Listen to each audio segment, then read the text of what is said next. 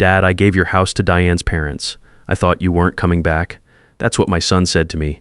Not "thank God you're alive," not "Dad, I missed you."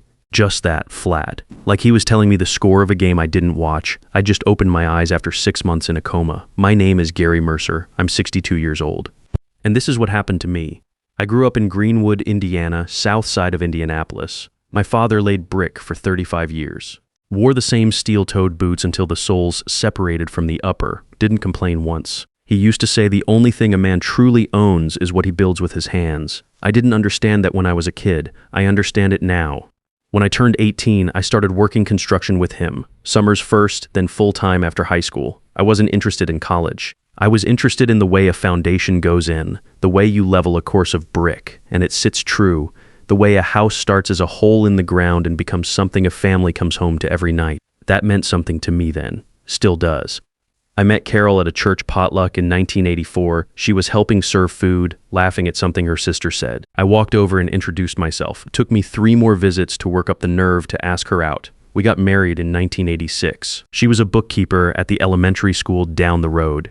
Careful with money, patient with people, steady in a way I never quite was. We found the F-150 at an estate auction in the summer of 1988. Dark blue, beat up, needed everything. The seller wanted $800. I talked him down to $650. Carol thought I was crazy, but we spent 2 summers fixing it up together on weekends. I did the mechanical work, she sanded and painted. By the time we finished, it ran like it was new. She used to call it our first house because we put more work into it than anything else we owned at the time. Neil was born in 1991. He came out loud and hungry and didn't slow down for about 3 years. Carol was the patient one. I was better once he could hold a conversation. By the time he was 7 or 8, we were close. I took him to job sites on Saturdays sometimes, let him hand me tools, explained what we were doing and why. He liked knowing the reasons behind things. Smart kid. In 1989, I'd started building our house. Bought a lot on a quiet street in Greenwood, drew up the plans myself with help from an architect friend, and spent 14 months putting it together with 2 other guys and a lot of weekends. Brick exterior, poured concrete foundation, river stone fireplace. I hauled stone for myself from a creek bed 2 counties over. When we moved in, Carol stood in the kitchen and cried, not sad crying, just overwhelmed. She said, "Gary, we actually live here," like she couldn't believe it was real. That house was never going to be sold. That was never a question in my mind. Carol got her diagnosis in 2013. Breast cancer, stage 3. We fought it for 2 years. She was stronger than anyone I've ever known. Kept going to work through chemo, kept making dinner, kept being Carol. But by 2015, she was gone. Neil was 24. He took it hard, harder than he showed. I took it hard too, but I had the house to take care of and the truck to keep running and enough work left in my body to keep moving. For a while, things were fine. Neil got a job at an accounting firm downtown. He came by on Sundays. We'd drink coffee on the porch, watch the neighborhood, talk about nothing important. Sometimes we'd work on the truck together, just maintenance, changing the oil, replacing a belt. Nothing like the old days, but still something. I was grateful for it. Then he met Diane Pollard. She was sharp, pretty put together, always knew what she wanted. First time Neil brought her over, she shook my hand and smiled and spent the next hour looking around my house like she was doing an appraisal. She touched the kitchen countertop with one finger, ran it along the edge, looked at the result, said, "It's a lovely home, Gary. Very rustic." Smiled again. I let it go. Neil was happy. That mattered more than my irritation. But Diane had a way of making comments that weren't quite complaints. They were just observations. "This neighborhood's gotten rough, hasn't it?" Or, "Neil, your dad's garage is bigger than our whole apartment. Doesn't seem fair." Or once, while I was showing them the fireplace I'd built, "It's impressive, Gary, but doesn't all this upkeep get exhausting at your age?" She never pushed directly. She didn't have to. She was patient. She was working on Neil slowly. The way water works on stone. You don't notice until the shape has changed. About a year before the accident, Neil came by alone one Sunday afternoon, sat on the porch with me, quiet for a long time. I knew something was coming. I've known my son his whole life. "Dad," he said finally, "have you ever thought about selling the house?" I put my coffee down. "No, just asking. It's a lot of space for one person. You could get a nice apartment, have some money put away." "Neil, I built this house, I'm not selling it." He nodded, didn't push it. But I saw something in his face, something like disappointment, and I knew it wasn't his idea. I knew whose idea it was. I just didn't know how far she was willing to take it. That was October. By February, I was in a coma. It was a February morning. Cold below freezing, ice on everything.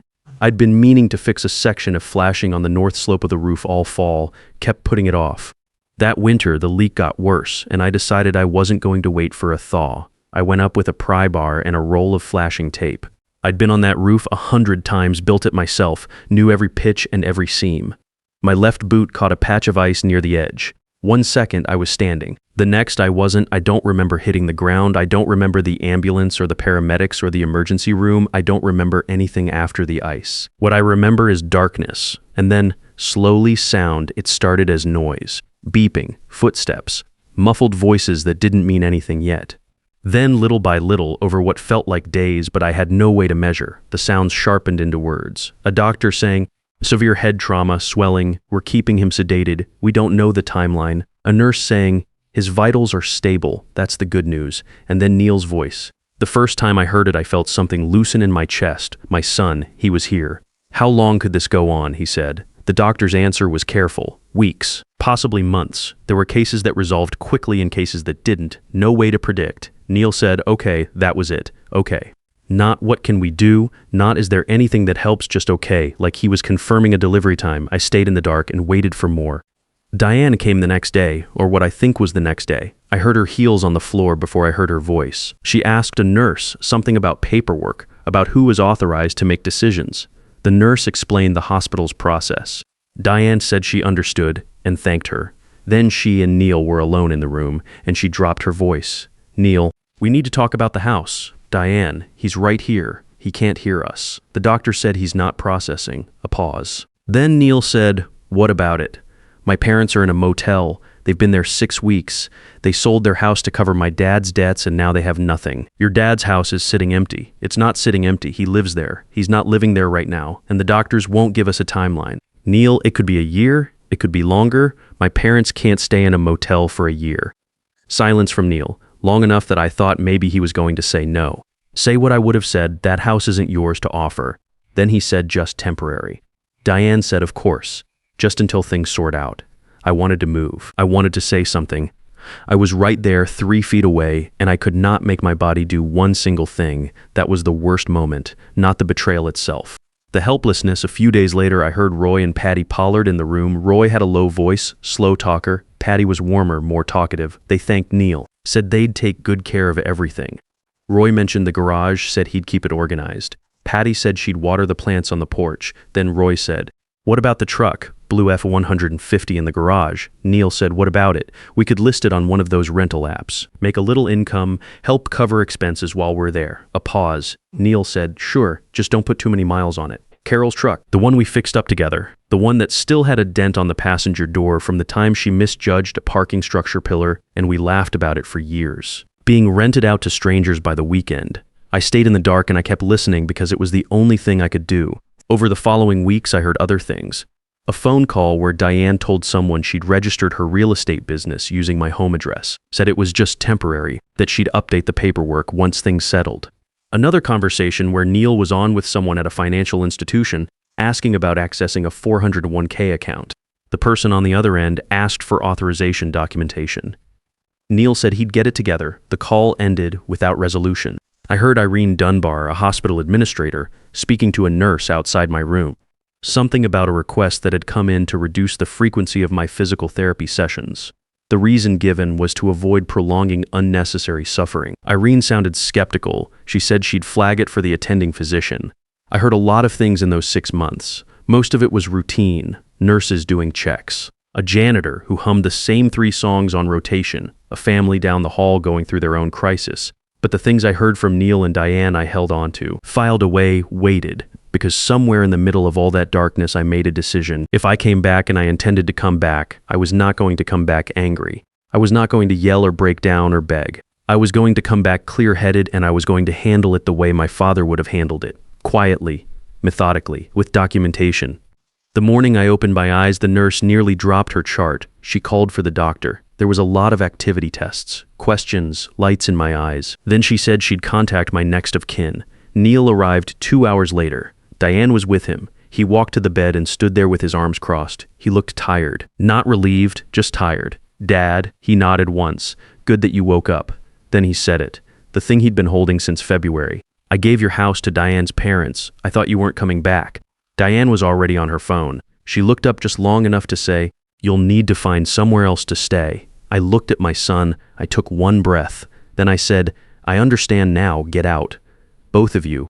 Don't come back until I call you." Neil blinked. He left. Diane followed without a word. I lay back and looked at the ceiling and started making a list in my head. I spent 3 more days in that hospital room. The doctors ran tests, checked reflexes, had me squeeze their hands and follow a light with my eyes. My body had been still for 6 months, and it showed. I walked like a man twice my age. My grip was weak. My left hand had a tremble I didn't have before. But my mind was clear, clearer than it had been in years, maybe. When you spend half a year with nothing to do but listen, you do a lot of thinking. On the second day, I asked to speak with the social worker. Her name was Linda Kraft, a woman in her 40s with reading glasses pushed up on her head and a legal pad she wrote on constantly. I told her the basics. Property, no power of attorney signed, decisions made about my home without my knowledge or consent while I was incapacitated. She got me connected with Gene Barker by end of day. Gene Barker was 51, gray at the temples, wore a sport coat that had seen better days. He ran a legal aid practice out of a strip mall office on the south side of Indianapolis. He came to the hospital the next morning, sat in the chair next to my bed, and listened to everything I told him without interrupting once. When I finished, he said, "Did you ever sign a power of attorney document giving your son authority over your property?" "No." "Did you ever visit a notary to authorize any such document?" "Never." He wrote something down. "I'm going to pull the property records today. Give me 24 hours. He called back in 18.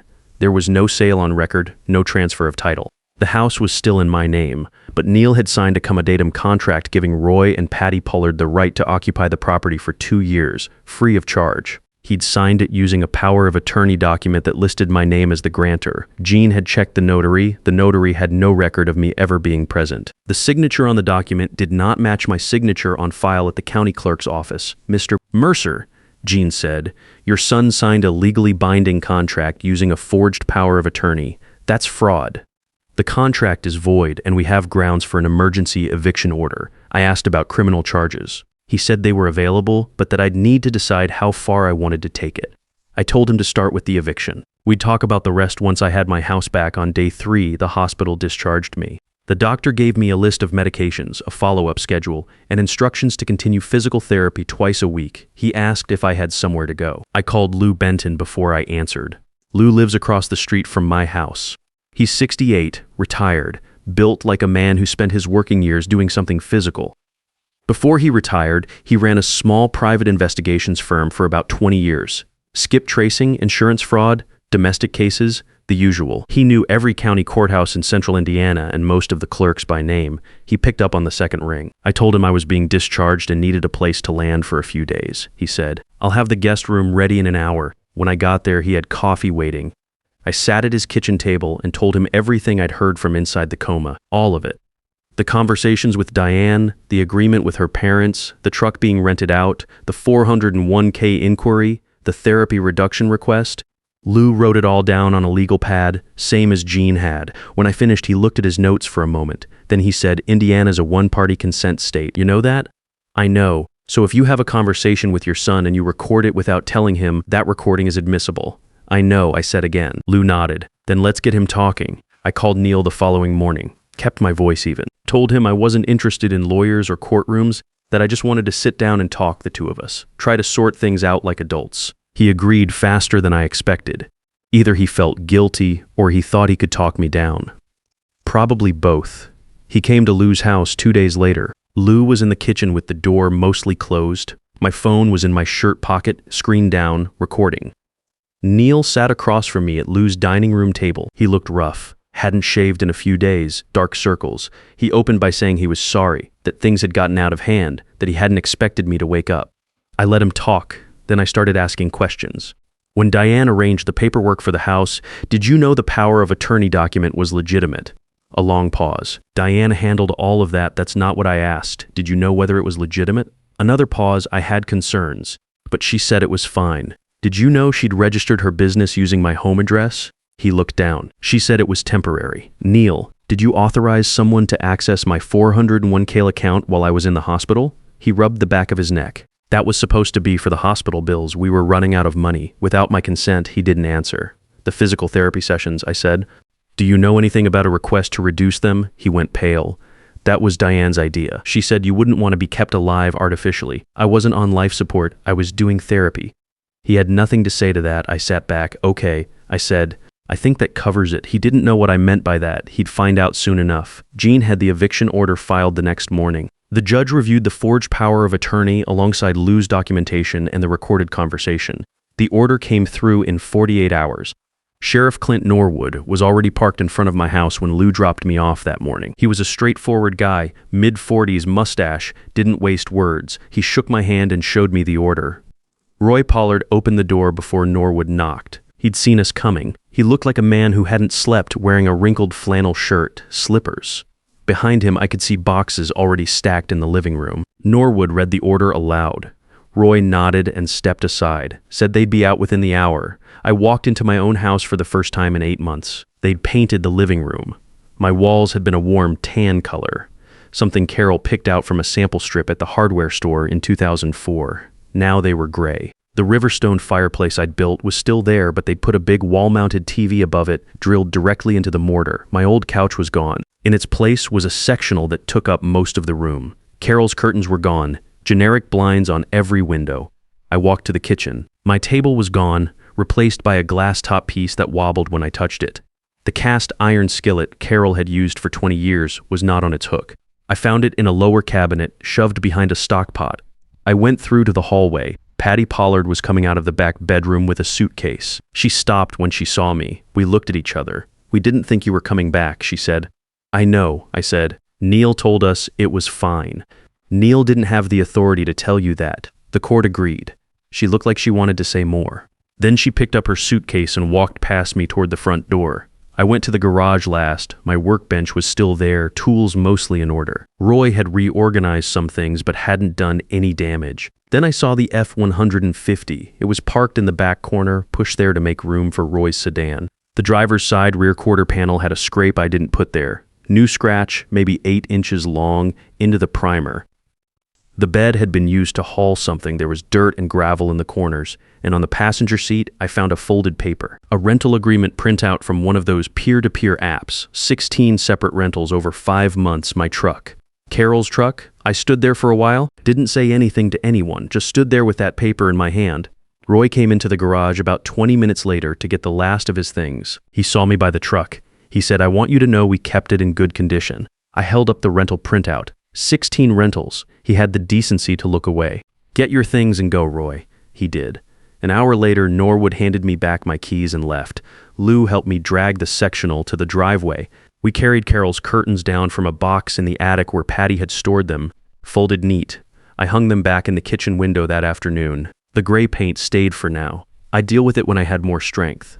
But that night, I slept in my own house, in my own bed, and that was enough. In the weeks that followed, Jean filed the criminal fraud charges. Neil was charged with forgery and fraudulent use of a power of attorney. Diana's real estate license came under review by the state licensing board for registering a business at a fraudulent address. Roy and Patty moved into an apartment on the east side, back to paying rent for the first time in years. Jean also drafted a new will. Everything, the house, the truck, my savings, goes to a trade scholarship fund at the Votech school 2 towns over. For kids who want to learn a skilled trade but can't afford the tools or the training. Neil's name is not in it. That's not punishment. That's consequence. Neil called me about 6 weeks after the eviction. Diane had left him. He'd been laid off. He came to the house on a Saturday, knocked on the door, stood on the porch with his hands in his jacket pockets. Dad, he said, I don't have an excuse. I looked at him for a moment, then I said, come in, I'll make coffee. We sat at a new table I'd bought to replace the glass one. We talked for about 2 hours. Not about the house or the lawyers, about Carol mostly, about what she'd think if she could see the two of us sitting here like this, about what kind of man Neil still had time to become. I didn't make him any promises. He didn't ask for any. When he left, he shook my hand at the door. That was new. We'd always hugged before, but a handshake felt right for where we were, something to build from. Last week, I drove the F-150 down to an auto body shop and had the quarter panel repaired. Cost me $340. While I waited, I sat in the parking lot and drank gas station coffee and thought about my father, about what he said, that the only thing a man truly owns is what he builds with his hands. He was right, and I'd proven it. If you're listening to this and something about it sounds familiar, I want to say one thing directly to you. It does not matter how it happened or who did it. What matters is that you still have legal rights, you still have options, and you're not obligated to absorb what was done to you in silence. Get the documentation. Find the help, take it one step at a time. I was 62 years old and flat on my back for 6 months, and I still got my house back. You can handle whatever is in front of you. I'd bet on it.